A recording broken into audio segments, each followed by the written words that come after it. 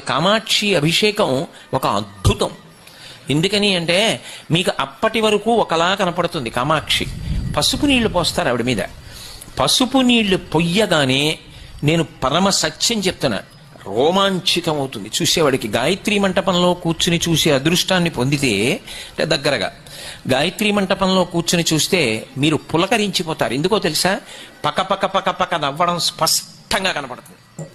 అప్పటి వరకు కనపడదు.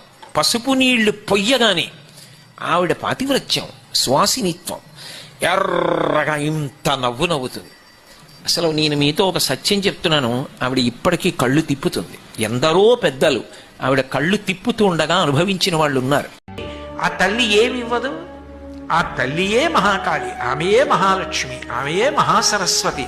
అమ్మ ఆశీర్వచనం చేసి రక్షణ కల్పించినట్టు, పొదివి పట్టినట్టు, శాంతినిచ్చినట్టు, చదువు చెప్పించినట్టు, పాలిచ్చినట్టు, పెంచినట్టు, పోషించినట్టు, జన్మనిచ్చినట్టు, ఒక అమ్మ ఇన్ని చేసినట్టు దుర్గమ్మ కూడా అన్నీ చెయ్యగలదు. ఒక